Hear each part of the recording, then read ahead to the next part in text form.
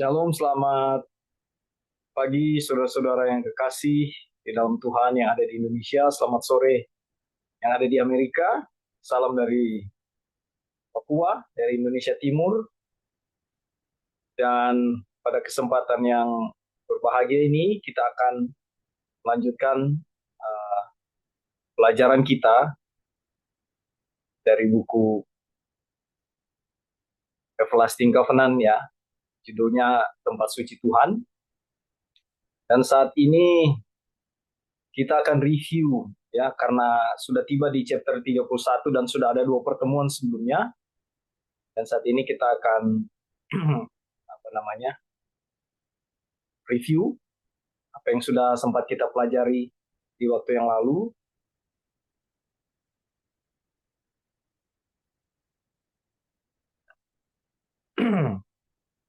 Hari ini tanggal 23 ya, bulan November, hari Sabat di Indonesia dan menjelang Sabat di Amerika.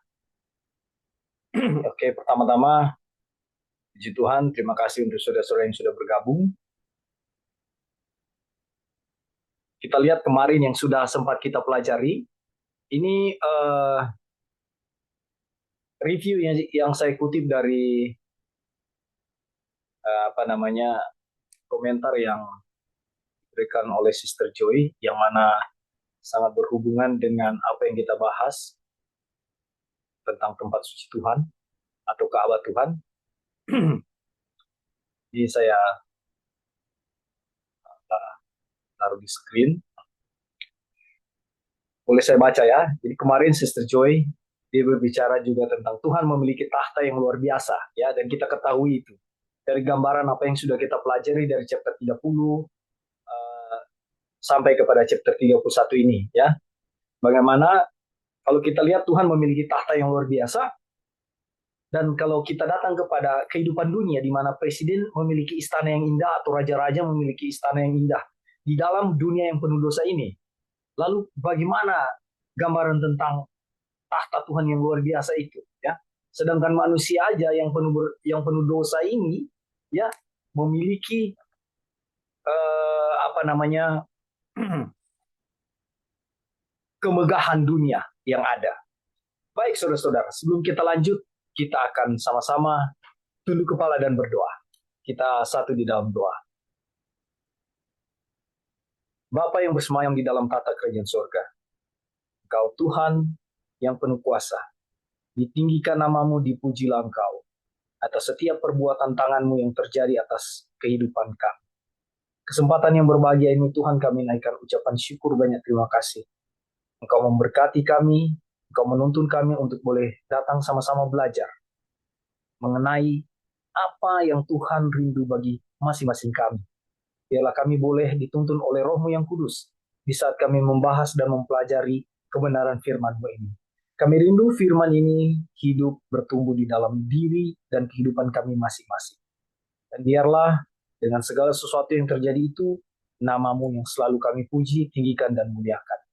Bersama-samalah dengan kami saat ini Tuhan, dan biarlah kehendak-Mu yang jadi atas kami. Dalam nama anak-Mu Yesus Kristus, Tuhan dan Juru Selamat kami. Amin.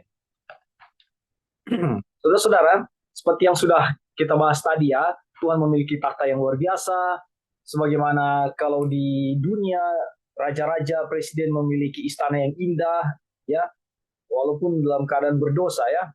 Artinya kita mau bandingkan, ya, sedangkan di dunia yang berdosa ini, ya, presiden, raja-raja itu memiliki hal istana dan segala peraturannya yang luar biasa, apalagi dengan Tuhan.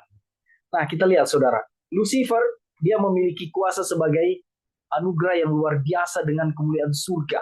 Nah, penuh permata dan dia ada di samping Kristus. Ini apa namanya keberadaan Lucifer ya. Nah, bagaimana dengan manusia berdosa yang tidak layak dan Tuhan yang tinggal di dalam kita dengan segala kemuliaannya?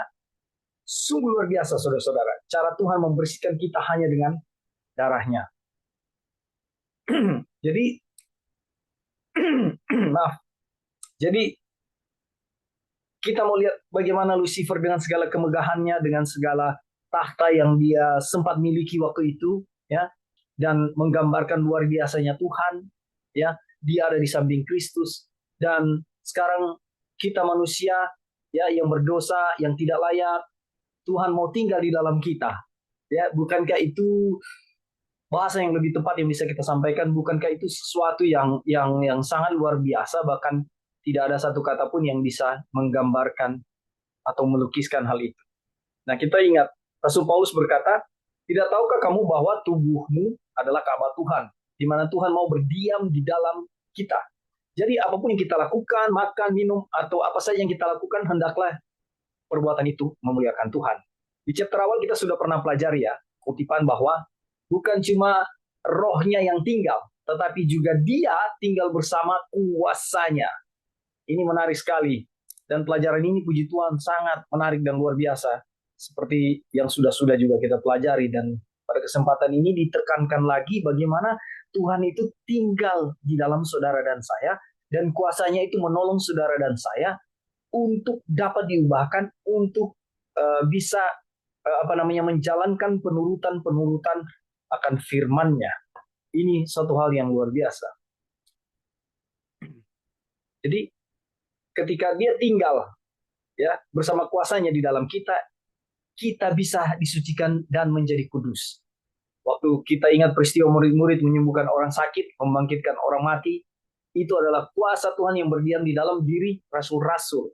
Nah, hanya melalui Yesus kita bisa mendapatkan kemenangan di saat kita jatuh dalam dosa, dan kesalahan itu karena kita membiarkan, ya, kita membiarkan Kristus bekerja atau melakukan perbuatannya di dalam kita. Jadi kesalahan itu karena kita tidak membiarkan Kristus. Tidak membiarkan Kristus bekerja di dalam kita. Dan kalau masuk pada subjudul setiap orang adalah Ka'bah, di mana tubuh kita dirancang untuk menjadi tempat tinggal Tuhan, ya.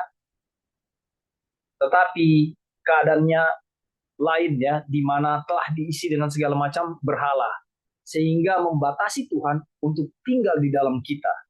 Ya.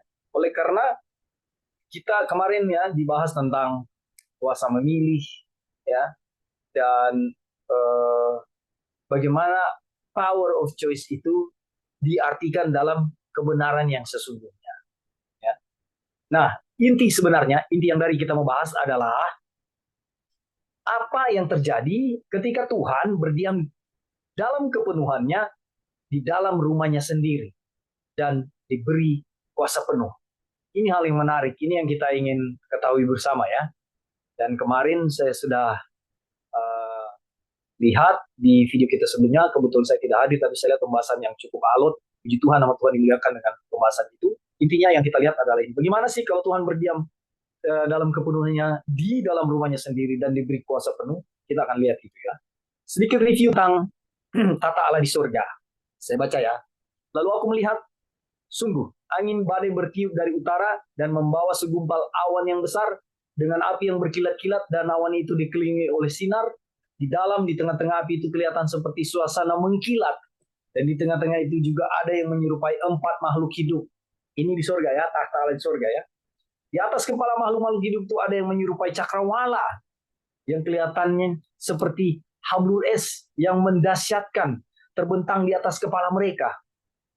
Kalau mereka berjalan, aku mendengar suara sayapnya, ya, seperti suara air terjun yang menderu, seperti suara yang maha kuasa. Maka kedengaranlah suara dari cakrawala yang ada di atas kepala mereka. Kalau mereka berhenti, sayapnya dibiarkan terkulai. Jadi terkulai ke bawah, Anda mengerti, ya. Di atas cakrawala yang ada di atas kepala mereka, ada menyerupai takhta yang kelihatannya seperti permata lazurit. Dan di atas yang menyerupai takhta itu ada yang kelihatan seperti rupa manusia. Makhluk-makhluk hidup itu terbang ke sana kemari seperti kilat. Ini keadaan di surga. Di sini, saudara-saudara, kita melihat bahwa Allah di surga terdiri dari makhluk-makhluk hidup. Dan takhta itu tidak terpaku pada satu tempat, tetapi bergerak. Masing-masing berjalan lurus ke depan, ke arah mana roh itu hendak pergi. Ke sanalah mereka pergi. Mereka tidak berbalik kalau berjalan. Ke arah mana roh itu hendak pergi, ke sanalah mereka pergi. Roda-rodanya sama-sama terangkat dengan mereka. Sebab roh makhluk-makhluk hidup itu berada di dalam rodanya. Saudara lihat, ya. Lagi. tahta itu terlalu mulia untuk dilihat dan digambarkan secara rinci. Dan kita tidak dapat membentuk pemahaman yang jelas tentang rupa tahta itu.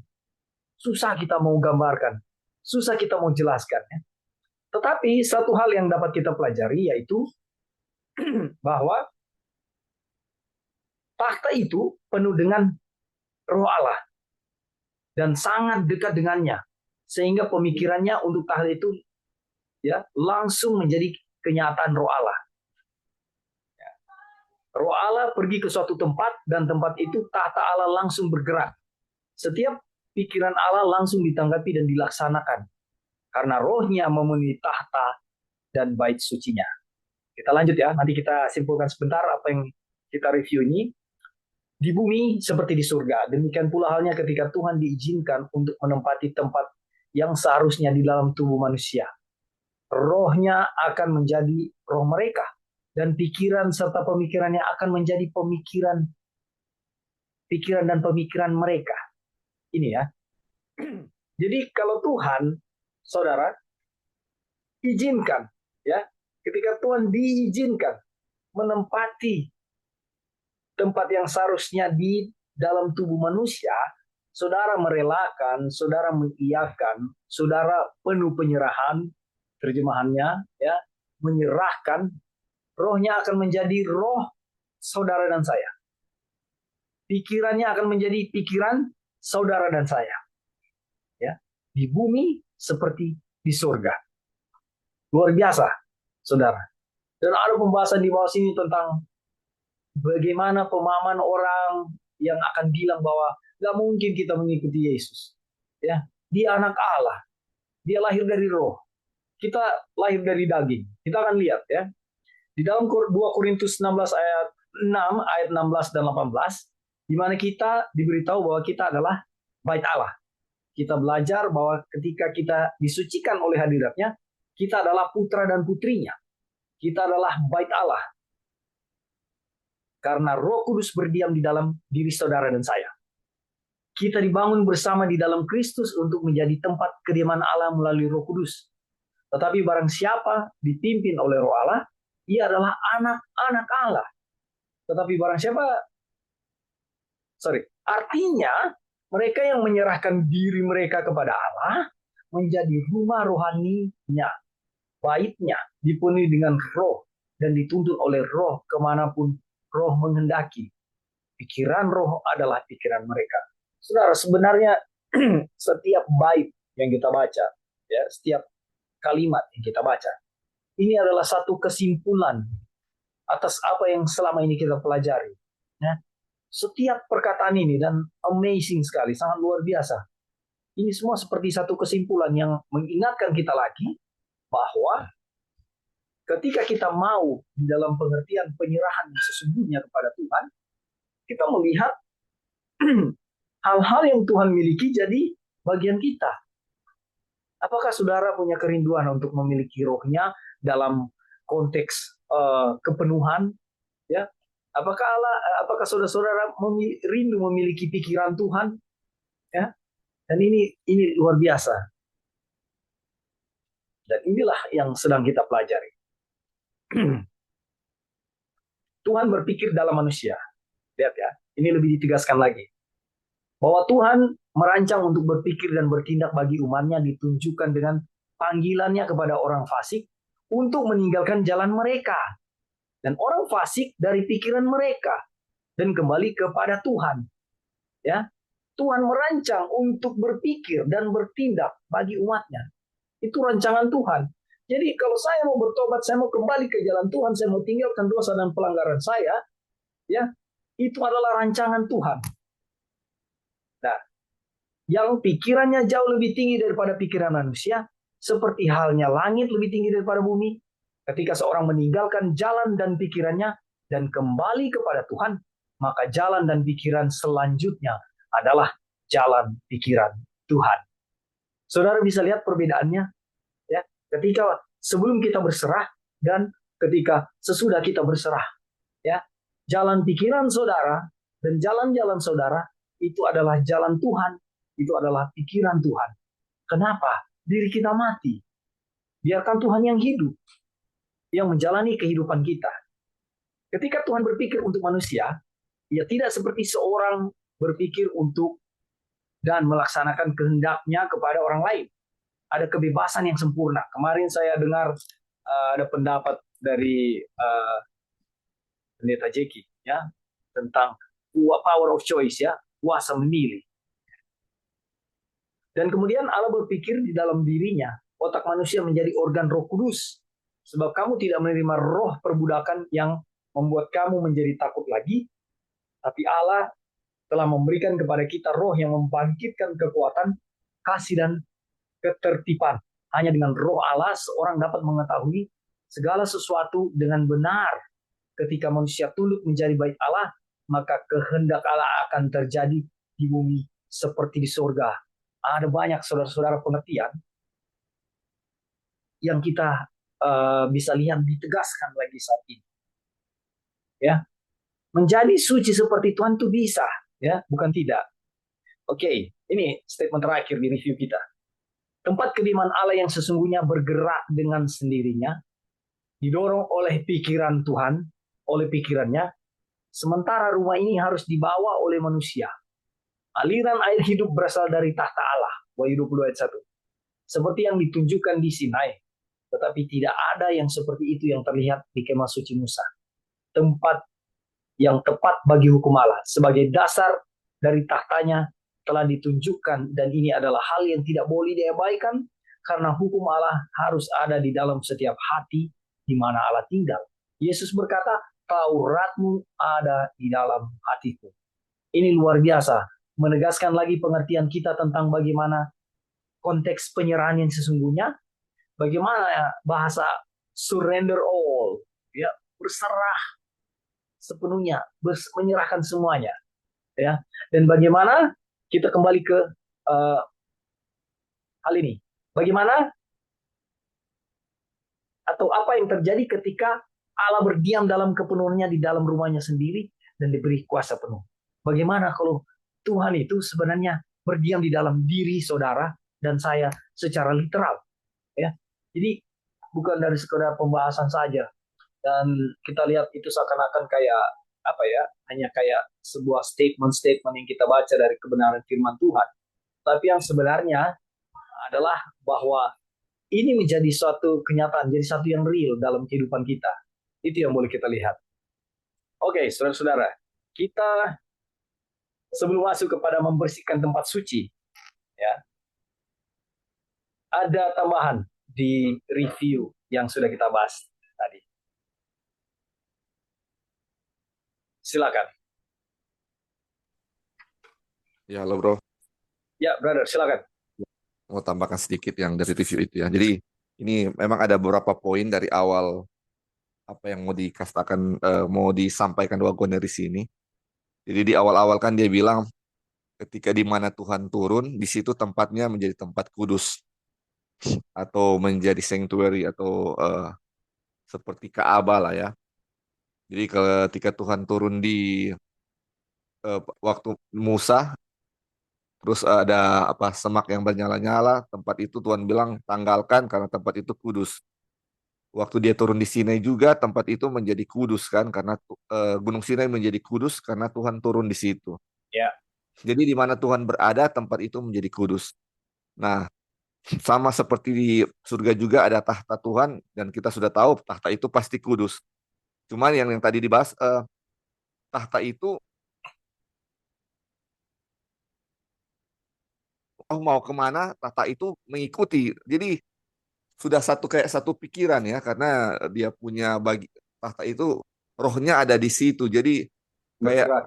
tahta itu sudah menjadi bagian dari pemikiran Kristus. Jadi nggak perlu dibilang-bilang Tuhan mau kemana, tahta itu mengikuti kemanapun Tuhan pergi. Sudah kayak menjadi satu darah daging lah seperti itu ya. Itu yang terjadi ketika Tuhan tinggal ya. Dan waktu lalu kita bahas bahwa manusia itu dirancang sebagai tempat tinggal Tuhan. Karena Tuhan tidak bisa tinggal sebenarnya di Ka'bah buatan manusia ya, seperti yang dibilang waktu Salomo bikin Ka'bah, Ya. rumah Tuhan yang megah itu pun Salomo bilang, mana Tuhan mau tinggal di tempat yang dibuat oleh tangan manusia ya. Jadi tapi rumah Tuhan adalah rumah rohani, dan kita itu adalah dibuat untuk menjadi rumah rohani. Jadi sebenarnya tempat tinggal Tuhan, kalau mau dibandingkan dengan Ka'bah yang dibuat oleh Salomo dengan manusia, lebih pas itu manusia itu adalah menjadi tempat kudus Tuhan atau tempat tinggal Tuhan. Jadi manusia diciptakan lebih atau gimana ya? Jadi tempat suci Tuhan ya, di mana Tuhan akan tinggal di situ. Diciptakan untuk itu. Manusia sebagai tempat tinggal Tuhan atau tempat atau Ka'bah Tuhan lah ya, dibilang seperti itu. Jadi kalau manusia sebagai tempat kudus Tuhan atau tempat tinggal Tuhan, berarti efek-efek yang tadi dibilang di awal bahwa tempat di mana Tuhan akan tinggal adalah kudus, akan menjadi bagian manusia. Manusia akan menjadi kudus. Dan kedua, seperti di surga, ketika Tuhan tinggal di tahtanya, dan tahta itu dibilang apa namanya, hati kita menjadi organ Roh Kudus. Jadi kemanapun Tuhan berkehendak, kita pasti ke situ karena sudah menjadi pikiran kita adalah pikiran Tuhan, sama seperti tahta Tuhan di surga, kita juga tahta Tuhan di bumi. Kemanapun Tuhan mau, kita akan ke situ. Jadi ini luar biasa efek di mana Tuhan tinggal di manusia. Pertama menjadi kudus, yang kedua apapun kehendak Tuhan, kita sudah tahu ya. Tuhan mau kemana, kehendak Tuhan mau kemana, kita akan mengikuti kehendak Tuhan. Jadi akan ada keselarasan antara kita dengan Tuhan, di mana kalau Tuhan tinggal di dalam diri kita. Ini luar biasa, ini yang mau disampaikan. Biarlah tuh katanya kita izinkan Tuhan untuk tinggal di tempat kita, atau kita submit supaya Tuhan tinggal, supaya efek-efek yang tadi kita dapat, yang kita sudah pelajari bisa menjadi bagian kita ya, menjadi kudus dan menjadi sama dengan pemikiran Tuhan yang ada di surga. Ya itu aja bro. Thank you. Baik, terima kasih Brother Lauri untuk tambahan reviewnya. Jadi kita bisa melihat secara keseluruhan ya, dan keutuhan daripada apa yang sudah kita pelajari. Jadi latar belakangnya apa sampai kita tiba kepada bagaimana kita akan berkesimpulan melihat pekerjaan Kristus itu benar-benar terjadi di dalam diri saudara dan saya. Ya.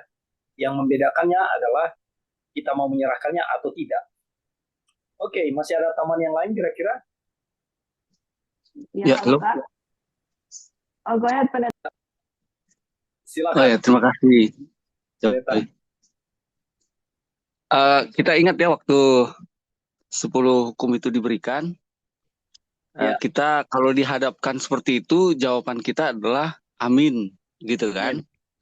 Nah, jadi ini berkenaan juga dengan ketika hadirat Tuhan memenuhi segala, bertahta di dalam bait suci tubuh kita ini maksudnya ya. Maka bicara mengenai tahta itu kan sebenarnya adalah ya ada peraturan dan perundang-undangannya di sana begitu. Jadi kalau Allah sudah itu juga artinya kan peraturan-peraturan itu Allah yang istilahnya menjaga itu untuk tetap berlaku di mana Allah bertahta begitu ya maksudnya. Jadi Allah yang akan membuat itu nyata di dalam diri seseorang yang sudah sepenuhnya dikuasai oleh Tuhan gitu. Jadi ketika kita menyerahkan diri sepenuhnya kepada Tuhan, maka Tuhan yang bertahta, Tuhan yang berkerajaan, Tuhan yang memerintah, maka Tuhan juga yang akan menjaga hukumnya itu tetap berjalan, terjadi begitu. Jadi ini untuk menambahkan saja tadi mengenai kehendak Allah akan terjadi selaras dengan kehendak kita, karena memang Tuhan yang melakukan itu semua, maksudnya Tuhan yang menjaga itu untuk segala perintah-perintahnya terjadi di dalam diri kita gitu. dalam perbuatan kita sehari-hari. Mungkin itu yang saya bisa tambahkan. Terima kasih. Baik, terima kasih untuk tambahannya, Pendeta Jeki. Dan itulah kebenaran, ya, itulah kebenaran. Dan ini saat ini kita oleh pertolongan Tuhan lebih memperdalam hal ini. Oke, dari Sister Joy tadi silakan. Baik, thank you Kak Opin. Selamat pagi, selamat sahabat untuk teman-teman semua yang ada di Indonesia. Jadi berbicara mengenai Tuhan berdiam di dalam tubuh kita, karena tubuh kita itu adalah Ka'bah Tuhan dan Roh Kudus berdiam dalam kita. Kita nggak tahu ya kalau teman-teman pernah ada satu buku yang ditulis oleh salah satu penulis. Mereka itu, kalau nggak salah, mereka itu suami dan istri dan seorang dokter. Dan judulnya itu, tapi dokternya bukan medical doctor, tapi naturopath doctor. And yeah. Dan mereka itu suami istri. Dan mereka itu tulis satu buku yang namanya The Body Temple, atau kita punya tubuh itu adalah Ka'bah Tuhan. Dan sangat luar biasa teman-teman, mereka berdua itu menggambarkan tubuh kita ini ya, dari kepala sampai kaki itu, dan bagaimana mereka menggambarkan setiap fungsi dari tubuh kita, baik dari kaki, tangan, kepala, mata, hidung, dan semuanya itu menggambarkan akan Ka'bah Tuhan gitu loh. Jadi waktu kita belum baca secara detail, secara semuanya, ada bagian-bagian yang kita baca secara detail.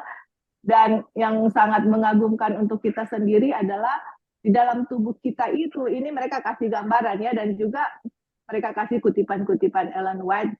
Mereka orang Advent, kasih kutipan Ellen White dan juga ayat-ayat Alkitab, yang mana di dalam tubuh kita itu digambarkan itu waktu bangsa Israel itu berkemah gitu. Dalam di kemah itu, di sebelah utara, sebelah selatan, timur, barat itu kan setiap utara, sebelah timur, barat itu kan ada tenda-tenda ya untuk 12 suku itu didirikan.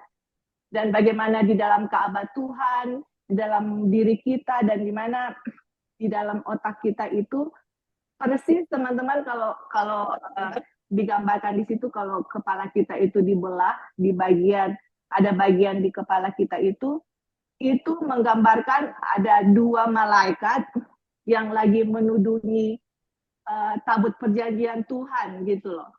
Dan di mana tabut perjanjian Tuhan itu dilambangkan apa di otak kita, dan mereka berdua itu mempelajari dengan detail dan sangat sangat amazing apa yang mereka temukan di dalam mempelajari bagian tubuh kita dan hubungan tubuh kita dengan Ka'bah Tuhan.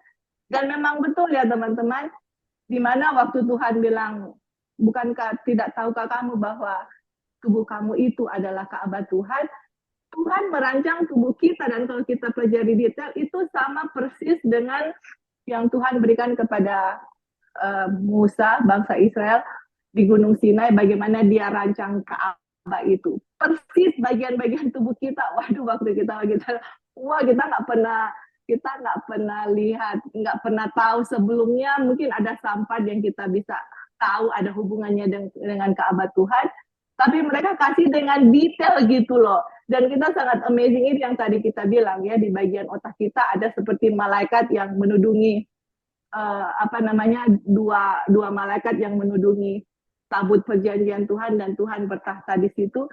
Dan memang benar-benar Tuhan memang betul-betul bertahta di dalam diri kita gitu loh. Hanya dengan mempelajari bagian tubuh kita bisa lihat, wow, sedangkan tubuh dalam diri kita gitu yang digambarkan itu, dan bagaimana otak kita bekerja dan hubungannya dengan Alkitab dan segala macam. Sangat luar biasa. Jadi dengan itu saja kita bisa melihat bagaimana dalam image kita ya, Tuhan meng-create kita sesuai dengan image kita. Tuhan sudah create kita di mana dia mau berdiam di kita gitu loh. Sedangkan bagian tubuh kita itu sama persis dengan yang diberikan di Ka'bah yang Tuhan berikan kepada Musa. Dan di mana dia mau tekankan kepada kita juga bahwa di saat dia berdiam dalam diri kita, rohnya berdiam dalam diri kita, apa yang roh pikirkan di situ juga akan kita pikirkan sama gitu. Jadi dan juga banyak hal-hal yang membuat kita tidak connect ya dengan roh itu karena apa? Pikiran kita lebih memikirkan hal-hal flesh, hal-hal duniawi gitu dibandingkan dengan hal-hal rohani. Makanya di sini mau ditekankan bahwa untuk kita menjadi suci hanya dengan hanya satu, nggak ada yang lain, bahwa Tuhan harus berdiam dalam kita. Dan bagaimana Tuhan bisa berdiam dalam kita? Nggak bisa ada idol-idol atau nggak bisa ada hal-hal duniawi yang bisa menghambat kita untuk mengenal akan atau mengikuti akan roh atau tahta Tuhan di dalam diri kita, seperti itu. Oke, Kak, mungkin itu aja yang kita mau tambahkan. Thank you. Baik, terima kasih Sister Joy untuk tambahannya. Hubungan yang sangat erat ya dengan apa yang kita pelajari dan itu kebenarannya. Nah, setelah review ya, setelah pelajari dari chapter ke chapter dan kita ada di chapter 31 ini. Penegasan demi penegasan itu lebih banyak penekanannya. Dan saya tidak menyangka bahwa buku Perjanjian Kekal ini membahas kebenaran dari setiap ayat-ayat ini justru jauh lebih dalam. Ya. Nah, setelah kita bahas dari waktu ke waktu, dari chapter ke chapter, kita melihat ini lebih contoh ya. Bagaimana sih Kristus berdiam di dalam diri kita? Bagaimana sih bukan cuma dirinya yang berdiam di dalam kita, tetapi kuasanya juga. Dan bagaimana itu terjadi secara real di dalam kehidupan kita. Ya, dan ini luar biasa. Terima kasih untuk tambahan-tambahannya. Baik, kita masuk kepada pembahasan kita saat ini. Subjudul membersihkan tempat suci. Ya. Saya akan baca. Kemah suci itu disucikan dengan darah. Imamat 16 ya. Sebuah indikasi dari fakta bahwa darah Kristuslah yang menyucikan bait suci yang hidup atau tubuh kita. Namun, jika di tempat kudus itu pembersihan hanya dilakukan secara berkala, di tempat kudus yang sesungguhnya hal itu merupakan proses yang berkelanjutan.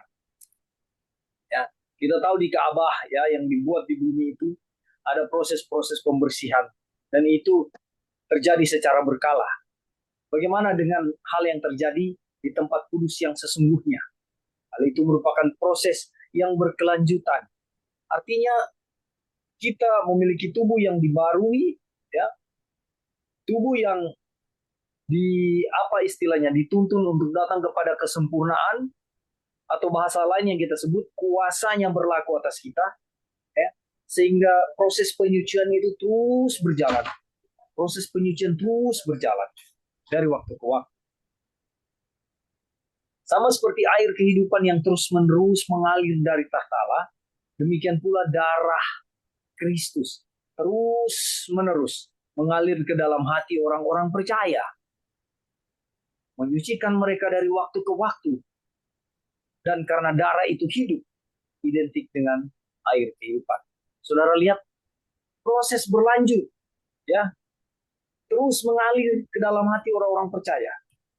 Darah itu harus mengalir keluar dan ke dalam. Maka dari dalam diri setiap orang yang percaya, yang hatinya adalah tahta Allah, akan mengalir aliran-aliran air kehidupan, dan ia akan menjadi sumber kehidupan bagi orang lain. Luar biasa ya. Panggilan yang tinggi ini telah dilewatkan oleh orang Israel pada zaman dahulu kala. Ya. Waktu mereka di dalam keadaan ketidakpercayaannya. Ya. Marilah kita waspada agar kita tidak jatuh ke dalam contoh ketidakpercayaan yang sama. Dan hal ini menegaskan kepada saya secara pribadi, saudara-saudara. Ada hal-hal keburukan, kebaikan yang terjadi di sekeliling kita yang dilakukan oleh siapapun oknum itu. Ya. Itu adalah hal yang Tuhan izinkan untuk kita melihat sebagai contoh. Ya. Dan kita tidak diminta untuk memposisikan diri sebagai hakim, menghakimi, ya. Tetapi kita diberikan posisi untuk melihat itu sebagai contoh. Dan ini yang luar biasa, saudara-saudara. darah Kristus terus-menerus mengalir ke dalam hati orang-orang percaya. Ada tambahan di sini. Silakan.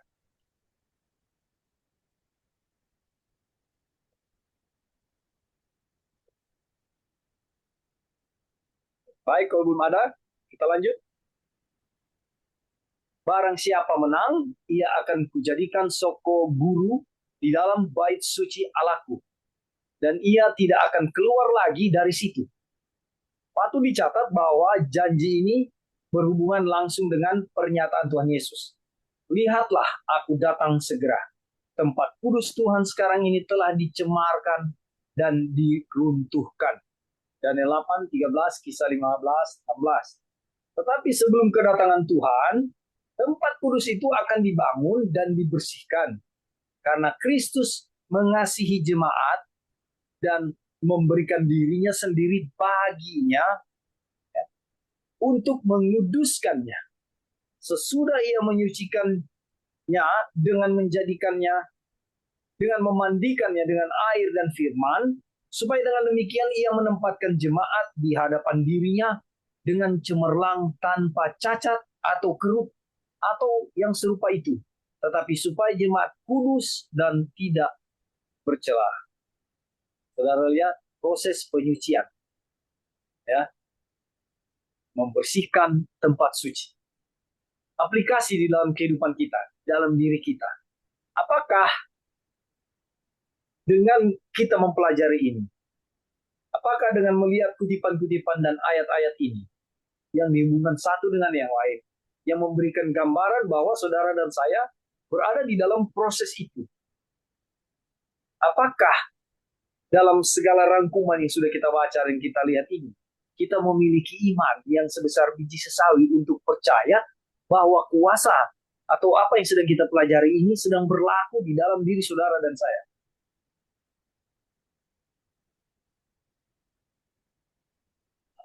Ada yang mau tambahkan? Silakan, saudara.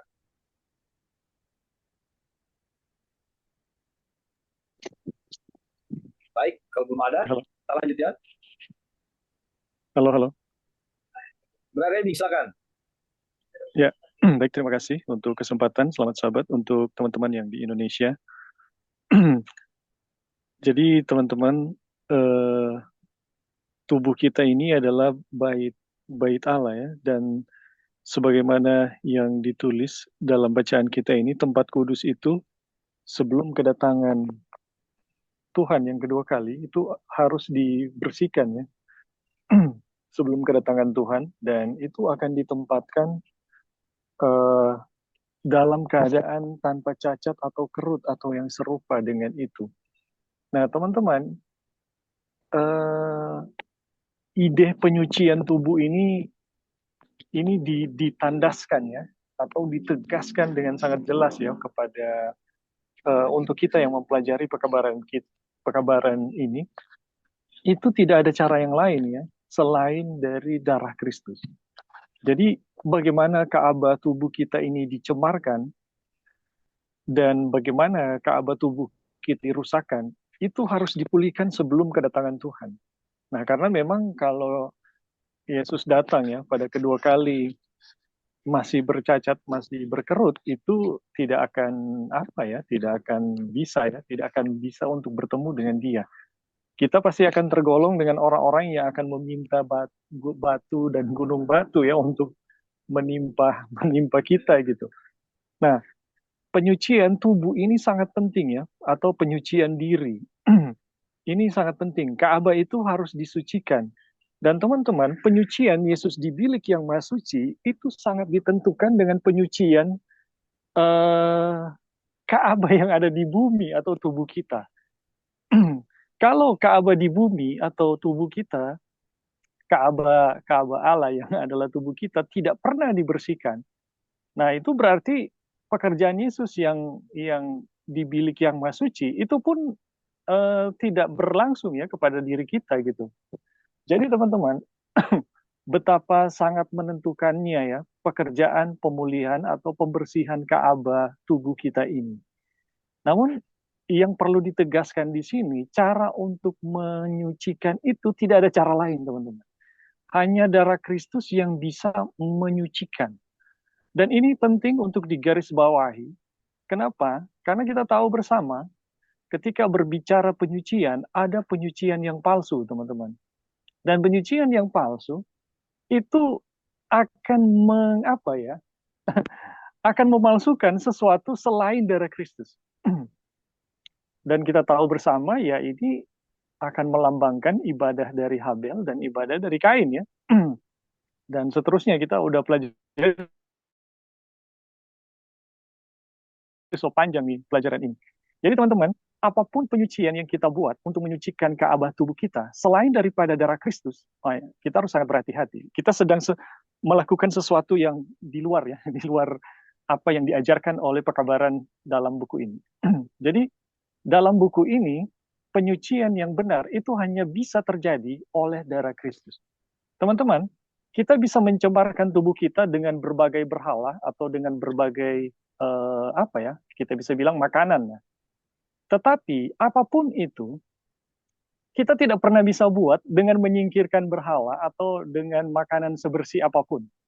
Ya, menyucikan Ka'bah kita dengan misalnya makanan kita rubah ya sebersih mungkin. Itu tidak akan pernah, teman-teman, untuk menyucikan Ka'bah kita.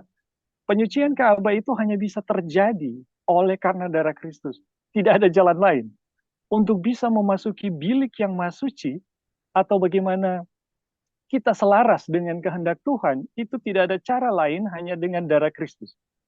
Dan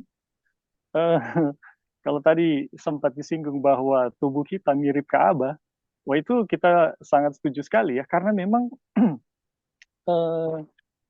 ya roh Allah memang berdiam ya di dalam, disebut juga di dalam bacaan ini, hati kita adalah takhta dari Allah sendiri atau roh Allah sendiri. Nah, teman-teman, ini pelajaran ini penting sekali ya, bagaimana hati itu menjadi takhta Allah. Dan Allah itu nggak jauh dari kita. Cuma masalahnya adalah bagaimana kita bisa mendengarkan suara Tuhan, ya. Bagaimana kita bisa mendengarkan langsung suara Tuhan kalau ada begitu banyak berhala, yang pertama. Dan yang kedua, kalau kita terlalu sibuk, teman-teman, dengan urusan-urusan yang ya urusan-urusan duniawi ya. Bahkan begini, teman-teman. Ada satu kutipan ya, bagaimana kita mendapatkan kuasa pelayanan dari Tuhan, bagaimana kita mendapatkan kekuatan pemulihan, bagaimana kita mendapatkan sumber hikmat, sumber pengetahuan yang luar biasa. Itu kalau teman-teman bisa baca buku Kerinduan Segala Zaman atau buku pendidikan, di situ Ellen White tulis begini, ada saatnya di mana kita harus berdiam diri di hadirat Tuhan, mendiamkan suara-suara hati kita, ya, suara hati pun harus didiamkan, teman-teman, untuk mendengarkan langsung Tuhan berfirman kepada kita, karena Tuhan itu tidak jauh dari kita. Sebenarnya ada begitu banyak pertolongan, ada begitu banyak kekuatan yang Tuhan bisa berikan, tapi hati dan pikiran kita terlalu sibuk gitu. Hati dan pikiran kita terlalu sibuk dengan hal-hal yang tidak akan berurusan dengan kekekalan sebenarnya. Nah, teman-teman, ini penting sekali karena bagaimana kita bisa mendengarkan suara Tuhan, bagaimana kita bisa mendapatkan kekuatan dari Tuhan, bagaimana kita bisa dipulihkan. Teman-teman, itu hanya bisa dengan jalan kita berdiam diri di hadirat Tuhan. Dan satu hal, teman-teman, selama kita masih punya pikiran setan, atau kita masih dikondisikan dengan pikiran-pikiran setan, sangat-sangat sulit kita untuk berdiam diri di hadirat Tuhan. Nah, kesadaran ini akan menjadi sangat penting bagi kita untuk pemulihan ya.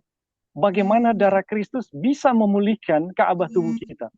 Semakin kita menyadari bagaimana banyaknya kotoran, pikiran-pikiran setan di dalam diri kita, semakin kita akan membutuhkan bagaimana pemulihan darah Kristus di dalam diri kita.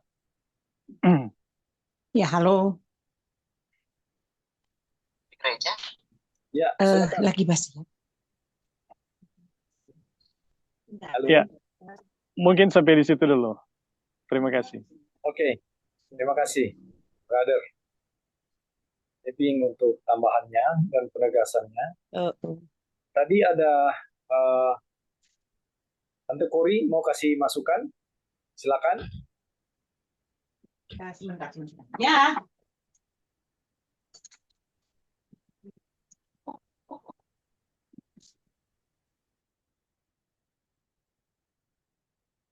Mungkin Tante Kori kita ya. Oke. Mungkin kasih mute kali.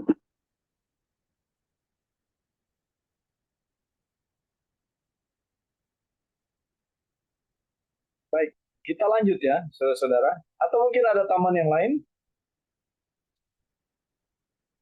Jadi di sini digaris bawahi ya, bahwa sebelum kedatangan Tuhan, tempat kudus itu akan dibangun dan dibersihkan. Tadi sudah ditegaskan juga oleh Brother Edding.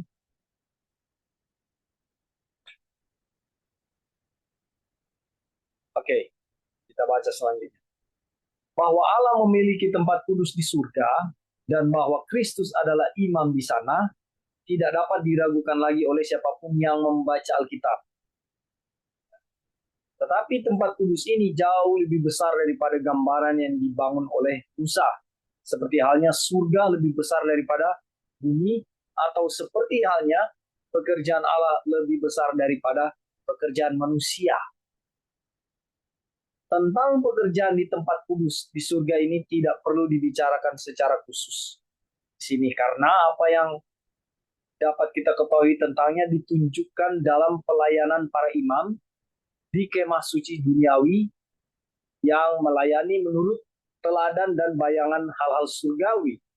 Tetapi tempat kudus itu adalah tempat yang hidup, seperti yang telah kita pelajari dari pandangan tahta Allah. Dan bahwa manusia yang diselamatkan dari dosa di dunia ini akan menjadi bagian dari tempat kudus itu. Sebagaimana yang telah kita baca dalam Wahyu 2 ayat 12, yang baru saja kita kutip. Oleh karena itu, dapat disimpulkan bahwa pembersihan tempat kudus atau suatu pekerjaan yang dinyatakan dalam kitab suci sebagai pekerjaan yang terjadi sebelum kedatangan Tuhan bertepatan dengan pembersihan penuh umat Allah di bumi ini dan mempersiapkan mereka untuk diangkat pada saat Tuhan datang. Saudara lihat ya, ini proses. Jadi ini satu proses di mana Tuhan sedang melakukan pekerjaan penyucian Ka'bah, pembersihan Ka'bah. Ya. Dan yang menjadi pertanyaan bagi kita adalah apakah, ya kutipan tadi dari atas sudah banyak penegasannya ya, bagi orang yang percaya, ya, apakah saudara dan saya memiliki pemahaman atau bahkan kepercayaan bahwa kita sedang di dalam proses dibersihkan, ya. Tadi di atas dibilang proses pembersihan ini terus berjalan, tidak ada henti-hentinya, ya. Artinya proses penyucian ini, pembentukan karakter Kristus ya di dalam kehidupan kita ini sedang terus berjalan. Terkadang saudara, kita ketika jatuh dalam satu pelanggaran dosa, datang dengan kekecewaan dan berpikir bahwa segala sesuatu sudah selesai. Ya. Berpikir bahwa saya gagal lagi, saya tidak layak melayani, saya tidak layak menyampaikan kebenaran firman Tuhan ini. Oleh karena saya jatuh dalam pelanggaran dosa. Saudara, setan mau membisikkan itu, setan mau kita memiliki pemahaman itu, selesai. Tapi apa yang kita dapati dari pelajaran ini? Proses ya penyucian, pengudusan itu terus berjalan. Ya. Masih dalam keadaan kita yang tentunya kenapa harus disucikan? Karena kotor ya, karena tidak bersih ya. Dan masih dalam keadaan berdosa itu, Tuhan terus proses kita ya sampai memiliki kepenuhan Allah. Dan ini pekerjaan yang sedang Tuhan lakukan. Oke, sejauh ini ada yang mau kasih tambahan? Silakan. Halo. Ya Kak Dolphin, jadi Ya, silakan. ya tadi kita telah mendengarkan ya satu pelajaran yang bagus sekali dan menyinggung tentang satu umat terakhir yang akan sama persis dengan kemuliaan Tuhan. Karena kalau ada satu umat yang tidak sama persis dengan kemuliaan Tuhan pada waktu Tuhan datang, itu pasti tidak bisa ya melihat Yesus hidup-hidup.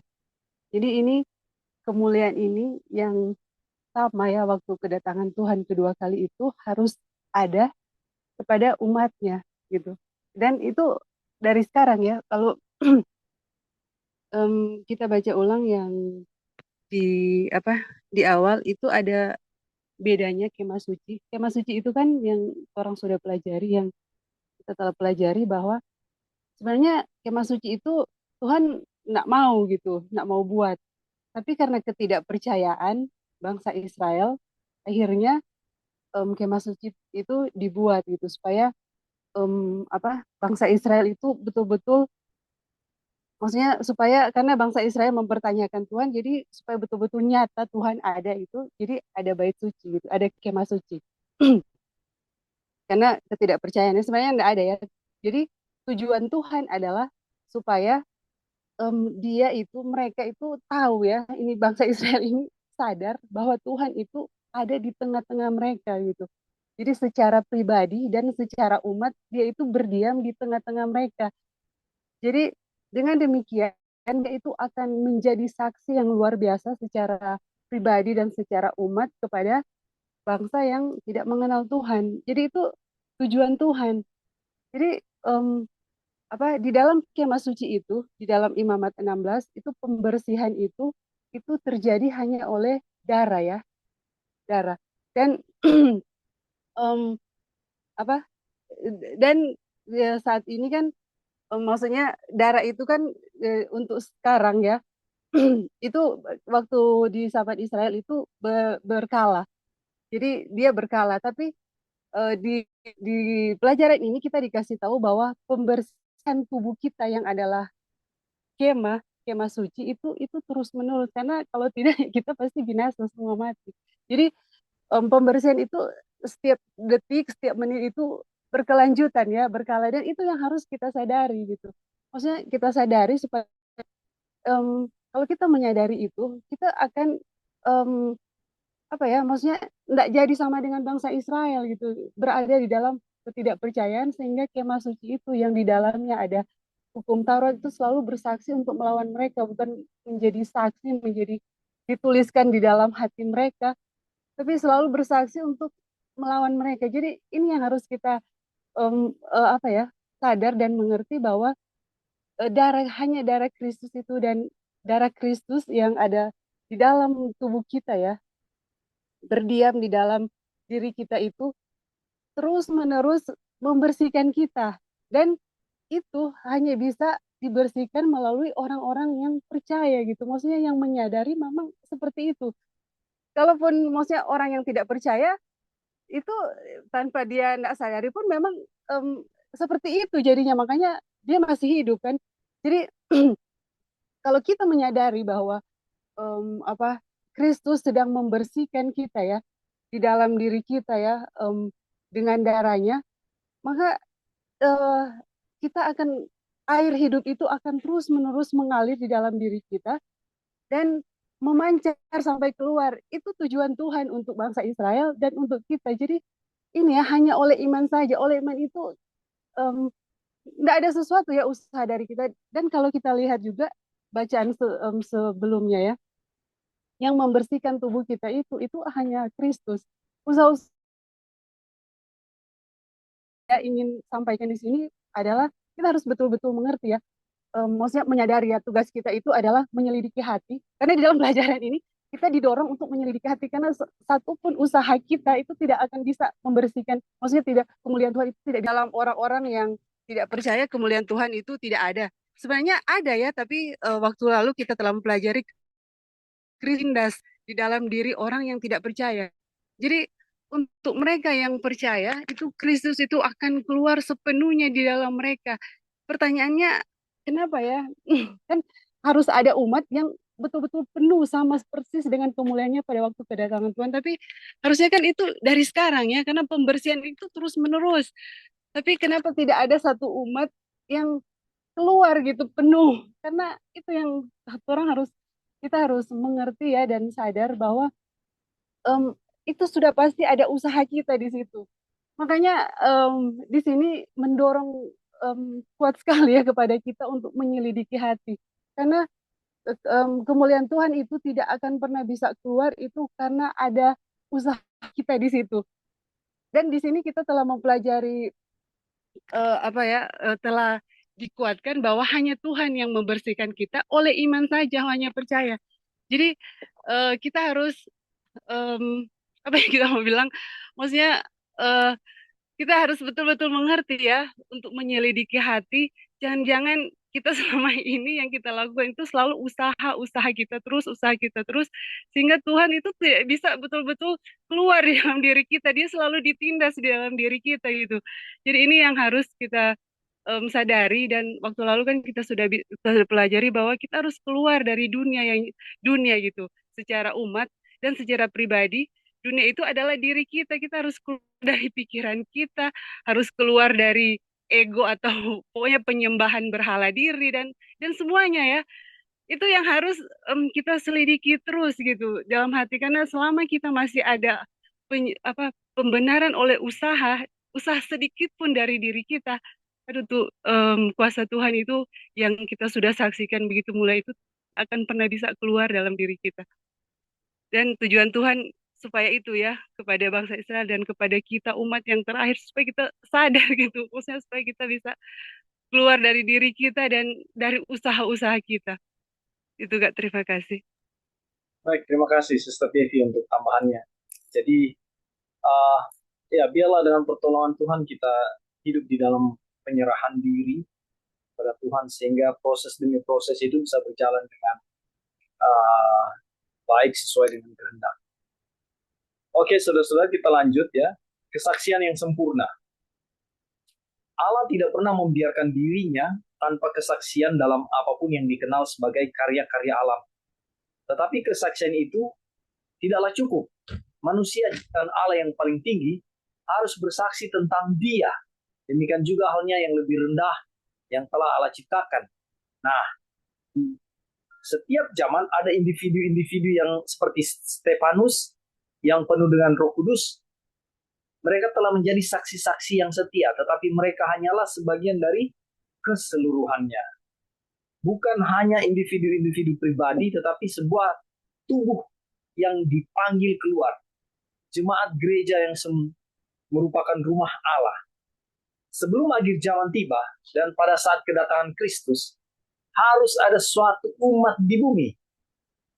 Tidak harus besar dalam perbandingannya dengan jumlah penduduk bumi, tetapi cukup besar untuk dikenal di seluruh dunia. Yang di dalamnya seluruh kepenuhan Allah akan dinyatakan seperti yang terjadi di dalam diri Yesus dari Nazaret. Allah akan menunjukkan kepada dunia bahwa apa yang Dia lakukan dengan Yesus dari Nazaret dapat Dia lakukan dengan siapapun yang mau berserah kepadanya. Wih, ini luar biasa, saudara ya. Seluruh kepenuhan Allah. Luar biasa. Jadi, saya dari dulu dapat kesempatan untuk berpikir bahwa bagaimana sih kepenuhan karakter Kristus itu terjadi di dalam diri saya? Ya, ini pertanyaan yang dari waktu ke waktu terus terngiang-ngiang di telinga.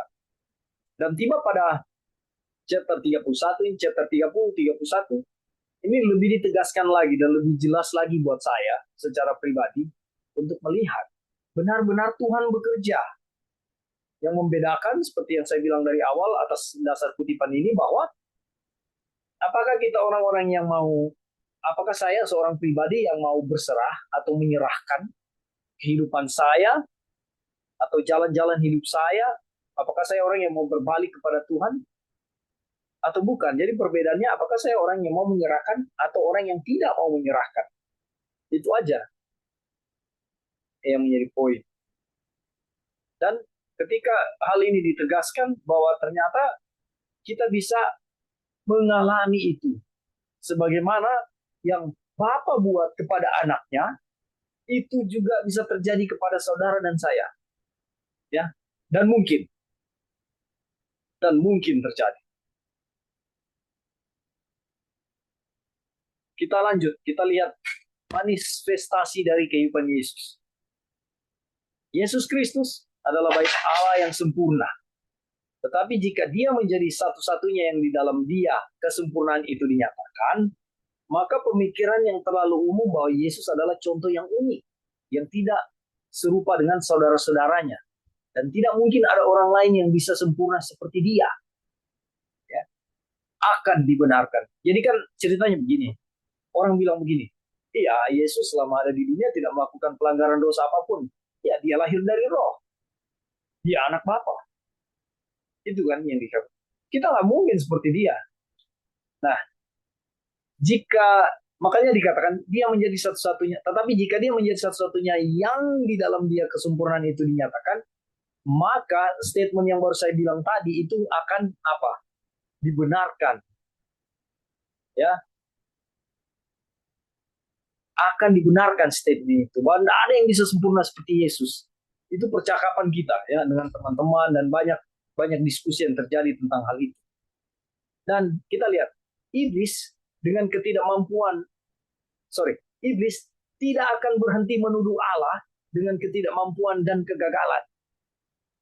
Tadi saya kasih contoh ya, dan sering juga saudara-saudara dalam komentar-komentar di Bible study sebelumnya juga bilang kan bahwa ya saya sudah berdosa, saya sudah melakukan pelanggaran dosa, saya tidak layak untuk bekerja di dalam pekerjaan Tuhan.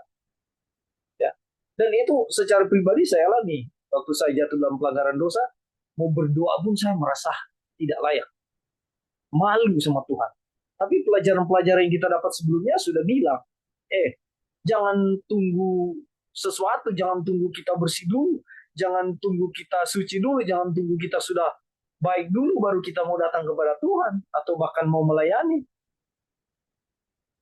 Ya, itu ajarannya, jangan tunggu. Tapi pada saat itu kita datang mengaku dosa kita, ya, dia setia dan adil akan mengampuni. Ya. Yang merah seperti kermisi jadi putih seperti salju. Ini proses penyucian, proses pembersihan yang Tuhan lakukan. Nah, jadi iblis mau menuduh hal itu terus. Dengan mengatakan bahwa dia tidak dapat mengambil manusia yang dilahirkan di dalam dosa yang membawanya ke dalam kesempurnaan. Gak ada orang bisa sempurna. Itu kan bahasa iblis. Kamu pun gak sempurna. Kamu gak bisa sempurna. Itu bahasa iblis. Tapi dari pelajaran ini kita mau ditekankan, kita bisa sempurna seperti Kristus. Ya, dan Bapa mengerjakan itu. Dan itu adalah pekerjaan Bapa. Ya. Bapa bisa buat Yesus itu sempurna di dalam karakter. Dia juga Tuhan yang sama yang bisa buat saudara dan saya memiliki hal yang sama yang seperti Kristus miliki. Hari demi hari ia melemparkan tuduhan. Ini masih setan ya. Melalui orang-orang yang entah dengan putus asa atau dalam pembenaran diri mengatakan bahwa Kristus berbeda dengan saudara dan saya. Karena ia diperanakan oleh Roh Kudus. Ia dilahirkan tanpa dosa. Sehingga ia lebih unggul daripada kita otomatis. Kan gitu bahasanya. Dia Tuhan kok. Saudara, Tuhan ingin semua orang mengerti bahwa kelahiran baru menempatkan manusia pada posisi yang sama dengan Kristus di bumi ini. Dan dia akan menunjukkan hal ini di hadapan dunia.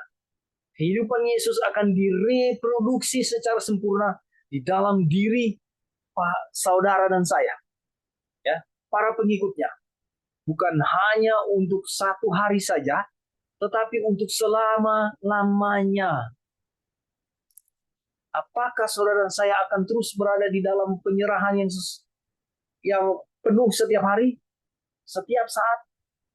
Itu yang menjadi satu pertanyaan. Apakah kita akan seperti lampu? Ketika kita membutuhkan kita on? Ketika kita tidak butuh kita off? Atau apakah kita akan memiliki roh yang terus menyala-nyala? Yang terus bergantung kepada Tuhan? Yang terus memiliki semangat untuk percaya? Semangat untuk apa namanya, mengimani bahwa ini Tuhan sedang bekerja di dalam diri saya untuk menyempurnakan saya, atau bisikan-bisikan setan yang kita pilih. Nggak mungkin kita suci, nggak mungkin. Manusia berdosa dan setan akan menggunakan air payah. Ada bahaya jika kita menunda-nunda untuk tunduk kepada pekerjaan Tuhan melalui rohnya. Karena ia berkata, lihat, aku menyuruh utusanku supaya ia mempersiapkan jalan di hadapanku. Dengan mendadak Tuhan yang kamu cari itu akan masuk ke dalam baitnya. Malaikat perjanjian yang kamu kehendaki itu sesungguhnya ia datang. Firman Tuhan semesta alam. Siapakah yang dapat tahan akan hari kedatangannya? Ia akan duduk seperti orang yang memurnikan dan mentahirkan perak. Dan ia mentahirkan orang Lewi, menyucikan mereka seperti emas dan seperti perak, supaya mereka menjadi orang-orang yang mempersembahkan korban yang benar kepada Tuhan. Ingat, persembahan yang sesungguhnya ya dalam versi Alkitab adalah penyerahan hati yang hancur, ya, hati yang menyesal akan dosa dan pelanggaran, hati yang tidak berdaya, persembahan korban yang sesungguhnya. Saudara, tinggal satu dua kutipan ya. Oke, sejauh ini ada yang mau tambahkan? Apa yang sudah kita bahas?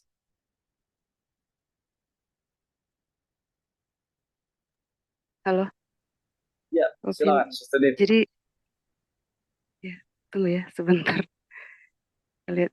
Jadi ini luar biasa ya, ini Puji Tuhan. yang tadi judulnya kesaksian yang sempurna.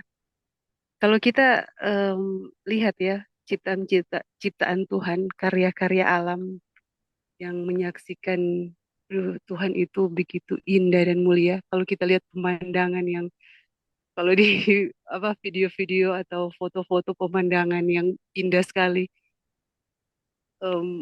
Banyak ya, dan kalau kita lihat, kalau kita saksikan, itu betul-betul luar biasa ya pemainnya. Kalau nggak salah dulu itu Kak Joy pernah bersaksi pergi ke satu tempat yang indah sekali ya tempat itu. Dan bayangkan ya, ternyata apa kesaksian kesaksian kesaksian alam itu tidak sebanding dengan manusia gitu, karena manusia itu adalah ciptaan Tuhan yang paling, di sini dibilang manusia ciptaan Allah yang paling tinggi. Aduh, gila ya. Oh, sorry sorry. Maksudnya kita cuma terkagum gitu, maksudnya waduh, saya sendiri melihat pemandangan yang indah sudah luar biasa. Ternyata manusia itu lebih dari itu gitu. Maksudnya kemuliaan Tuhan itu yang sesungguhnya itu ada di dalam diri manusia. Dan itu betul-betul satu hal yang luar biasa ya. Maksudnya em, Tuhan itu, kasih Tuhan itu, dan kita bisa apa ya? Saya tadi waktu baca, luar biasa ya itu, kemuliaan Tuhan itu yang sesungguhnya itu ada di dalam kita gitu. Dan Tuhan mau supaya itu betul-betul keluar di dalam diri kita, dan itu rencananya yang harusnya kita yang genap ya. Kalau bangsa Israel tidak bisa, harusnya kita ya sekarang jangan gagal gitu. Maksudnya ada satu umat gitu yang walaupun sedikit itu bisa menjadi saksi yang luar biasa kepada dunia. Jadi dunia eh, ini kan bicara 144.000 ya, kalau kita kita sebagai orang Advent tahu ya itu. Bayangkan ya, 144.000 itu akan memberi saksi kepada puluhan miliar ya orang di dunia ini hanya dengan 144.000 orang. Jadi bagaimana kuasa satu orang itu begitu luar biasa. Dan sebenarnya ini Wagoner menuliskan tentang Stefanus. Itu tidak cukup ya kalau hanya Stefanus. Yang Tuhan rindukan itu ada satu umat gitu. Jadi satu umat ini yang akan memancarkan kemuliaannya dengan sempurna. Itu adalah kerinduan kita ya. Karena alam saja begitu indah. Bagaimana manusia itu ternyata lebih indah sebenarnya dari alam yang indah yang kita saksikan. Jadi itu yang harus kita apa ya kita rindukan juga ya supaya pikiran Tuhan itu jadi gitu dalam diri kita, pikirannya dan kehendaknya supaya manusia itu menjadi saksi, menjadi apa saluran berkat gitu, air yang terus mengalir itu betul-betul keluar gitu. Itu pikirannya Tuhan itu untuk mau seperti itu, kita juga harus merindukan itu supaya jadi gitu di dalam diri kita dan satu umat, karena pasti apa jadi itu dari pribadi dulu ya, baru satu umat. Aduh, jadi itu jadi kerinduan kita untuk menjadi saksi, walaupun hanya sedikit. Tuhan bilang, aduh, tapi itu akan menjadi saksi kepada berjuta-juta orang di bumi ini. Itu aja, Kak. Terima kasih. Baik, terima kasih Sister Devi. Ada tambahan dari saudara-saudara yang lain? Silakan. Halo. Ya, silakan. Jadi teman-teman, pemulihan umat, satu umat ini penting sekali ya. Dan itu akan menjadi satu kesaksian ya yang sangat kuat, sangat kuat. Dan apakah itu mungkin? Sangat mungkin ya, sangat mungkin. Dan ini yang Wagoner sedang jelaskan ya. Dan kita nggak bisa beralasan, oh itu hanya Yesus ya. Itu sangat mungkin karena Yesus pun adalah manusia yang sama persis sama seperti kita ya, dan dia tidak menggunakan kealahannya dalam menghadapi dosa maupun pencobaan. Nah, teman-teman, di sini ada yang Wagoner mau tekankan pada kita, bagaimana itu bisa terjadi. Ini yang Brother Dolphin ada kasih bold hitam ini penting sekali. Tuhan ingin semua orang mengerti bahwa kelahiran baru menempatkan manusia pada posisi yang sama dengan Kristus di bumi, dan dia menunjukkan hal ini di hadapan dunia. Kehidupan Yesus akan diproduksi secara sempurna di dalam diri pengikutnya, bukan hanya satu hari saja, tetapi untuk selama-lamanya. Nah, teman-teman, ini kita harus berhenti sejenak dan merenungkan dalam-dalam ya, bahwa apa yang disebut dengan kelahiran baru, itu adalah jalan bagaimana umat itu akan terjadi. Atau umat yang pulih itu akan terjadi. Nah, persoalannya, apakah kita mengerti, kita mempunyai pengertian yang benar akan kelahiran kembali ini, seperti dimengerti oleh atau seperti yang Tuhan kehendaki ya.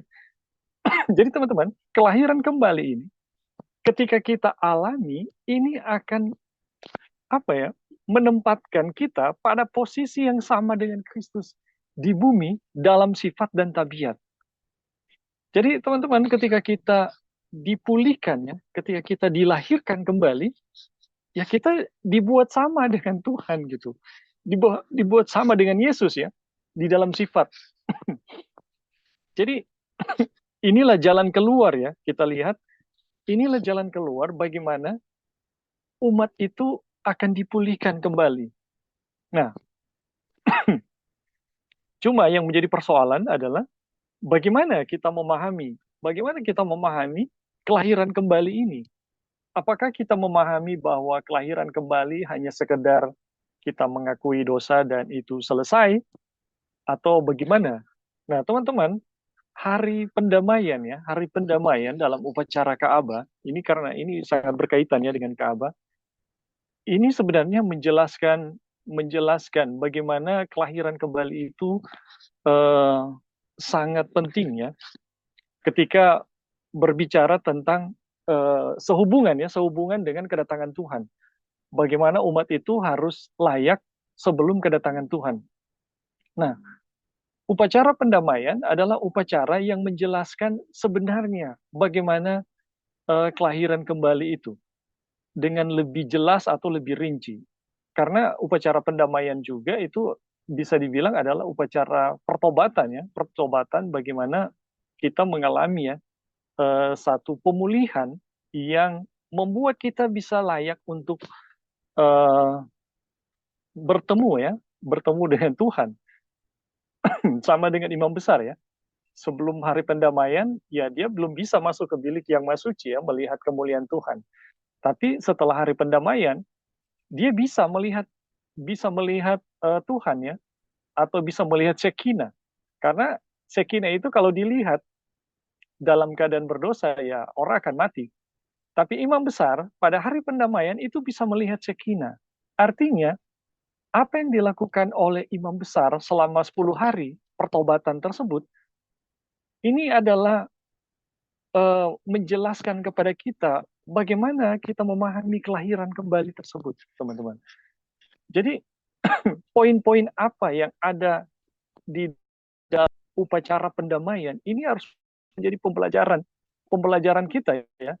Karena bagaimana seorang imam besar bisa melihat kemuliaan Tuhan, ya, bagaimana kita mengalami kelahiran kembali, ini akan menempatkan posisi kita di dalam sifat itu sama dengan Yesus. Artinya, apa yang dirindukan oleh Wagoner di sini atau segala bangsa ya, itu bisa terjadi. Nah, teman-teman, masalahnya adalah ada dua ya kayak yang saya lihat. Kalau kita memiliki pemahaman penyucian palsu. Jadi semua penyucian ya teman-teman, semua penyucian yang di luar darah Kristus, kita bisa bilang itu adalah palsu. Apapun yang kita mau buat, yang kita katakan bisa membersihkan, ya bisa membersihkan Ka'bah tubuh kita atau Ka'bah diri kita, selain daripada Kristus itu adalah kepalsuan, atau darah Kristus campur ya dengan yang lain itu pun sama, itu adalah kepalsuan. Nah, kemudian teman-teman, karena peranan dari darah Kristus ini memainkan peran yang sangat penting, ya sangat penting buat kita. Maka poin yang kedua adalah, kalaupun kita paham bahwa hanya darah Kristus yang akan memainkan dan akan memulihkan, ya setan akan membuat. Ini kata-kata Ellen White ya. Karena penyucian itu sangat penting ya. Di bilik yang maha suci, atau apa yang Yesus buat di bilik yang maha suci itu sangat penting buat kita. Setan akan membuat kita sibuk dengan berbagai perkara, sehingga walaupun kita tahu, ya kita tidak akan memanfaatkan pengetahuan kita untuk kepentingan kita masing-masing.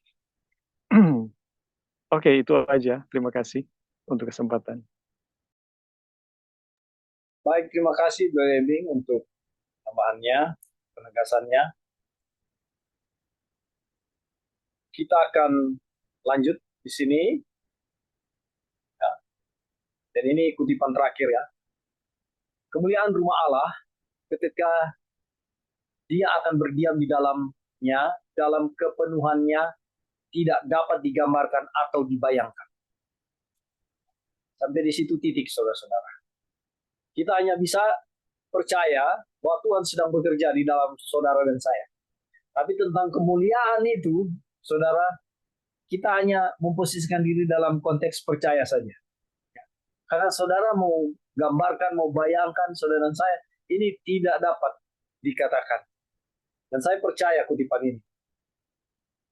1 Korintus 2, 9 dan 10. Apa yang tidak pernah dilihat oleh mata, dan tidak pernah didengar oleh telinga, dan yang tidak pernah timbul di dalam hati manusia, semua orang yang disediakan Allah untuk mereka yang mengasihi Dia. Karena kepada kita Allah telah menyatakannya oleh Roh. Karena itu, terimalah Roh Kudus. Semoga Allah damai sejahtera menguduskan kamu seluruhnya, dan semoga roh, jiwa, dan tubuhmu terpelihara sempurna dan tak bercacat pada kedatangan Yesus Kristus Tuhan kita. Ia yang memanggil kamu adalah setia. Ia juga akan menggenapinya. Saudara, kita di sini bicara tentang iman. Tentang hal percaya. Apakah kita mengaminkan hal ini? Ya, kembali lagi saya tegaskan, apakah kita memiliki iman untuk percaya bahwa Tuhan sedang menolong saudara dan saya, sedang memproses saudara dan saya, sedang menyucikan saudara dan saya, apapun keadaan kita saat ini, ya, kita sedang berlangsung di dalam proses itu, ya. Selama kita mau tetap percaya, selama kita mau tetap menyerahkan, ya, dan banyak uraiannya ya dari hal yang saya bilang ini, termasuk kuasa memilih, ya, power of choice itu, ya, di dalam konteks kebenaran. Jadi, apakah kita melihat ayat-ayat ini sebagai satu kebenaran dan iman adalah menjadi harapan saya dan saudara. Oke, satu tambahan terakhir sebelum kita tutup. Silakan, saudara-saudara.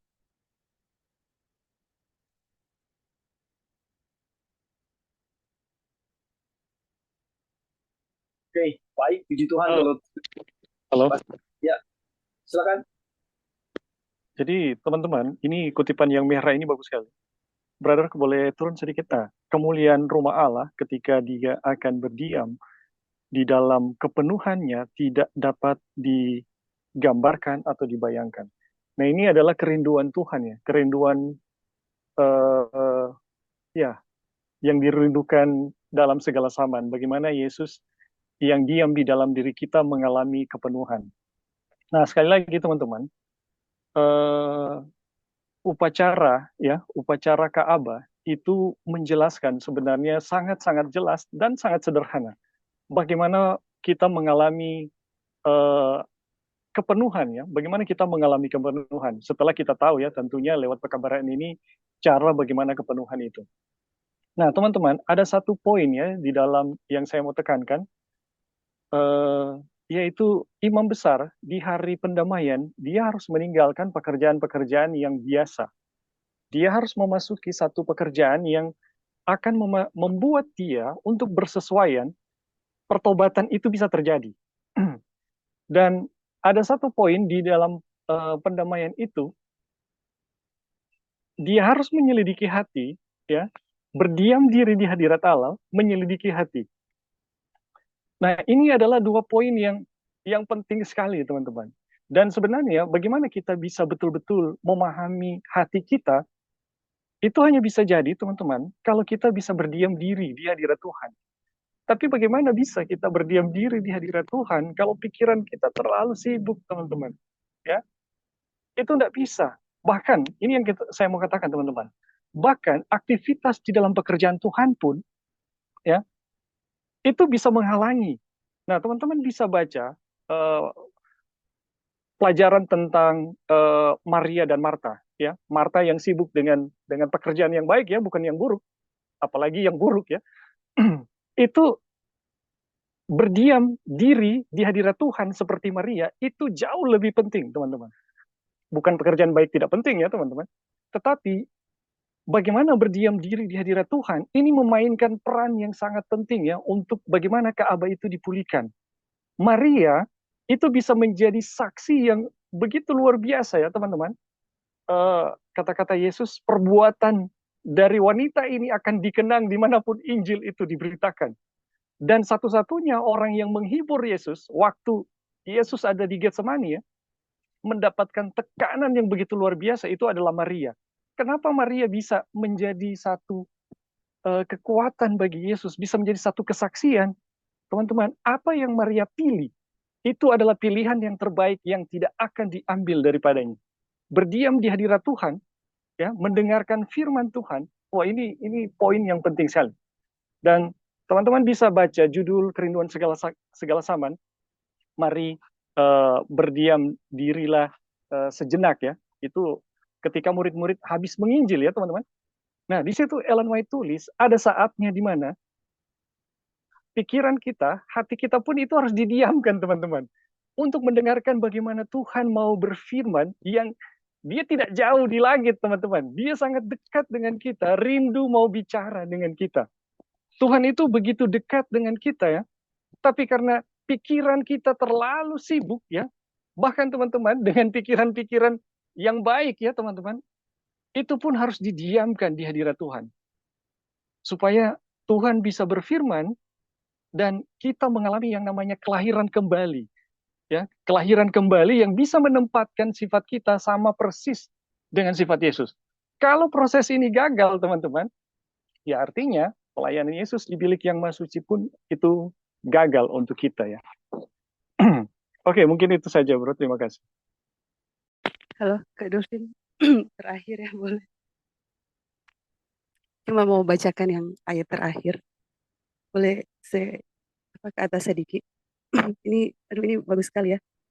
Kalau kita perhatikan. Jadi dalam 1 Tesalonika 5 ayat 23 sampai 24 ini itu dibilang Semoga Allah damai sejahtera menguduskan kamu seluruhnya dan semoga roh, jiwa, dan tubuhmu terpelihara sempurna dengan tak bercacat pada kedatangan Yesus Kristus Tuhan kita. Ia yang memanggil kamu adalah setia. Ia juga akan menggenapinya. Ia juga akan menggenapinya. Jadi ini apa ya, kalau kita perhatikan ayat ini semoga Allah damai sejahtera menguduskan kamu. Jadi semua Tuhan ya yang melakukan, sedikit pun usaha kita itu enggak ada gitu. Jadi Tuhan yang melakukan semuanya, Dia yang akan menguduskan dan itu hanya akan terjadi kepada orang-orang yang percaya gitu. Jadi hanya oleh iman saja. Sedikit pun, sekali lagi ya, sedikit pun ada usaha ya kita itu tidak bisa, bukan Tuhan tidak mau ya, tapi itu memang tidak akan jadi kepada orang-orang yang ada sedikit usahanya dia gitu. Hanya mereka yang percaya sepenuhnya kepada Tuhan, itu yang betul-betul Tuhan bisa bekerja sempurna di dalam dirinya dan bisa menguduskan dia, dan dia yang akan menggenapinya. Aduh, itu janji yang luar biasa untuk kita, dan ya semoga ini memberi kekuatan ya kepada kita. Amin. Terima kasih. Baik, terima kasih Brother Edin, Sister Devi untuk tambahannya terakhir, dan menjadi doa dan harapan kita bersama tentunya biarlah kiranya apa yang sudah kita pelajari ini menjadi kekuatan buat kita semua, dan kembali lagi nama Tuhan yang dimuliakan. Saya bawa dalam nama Tuhan kita Yesus Kristus.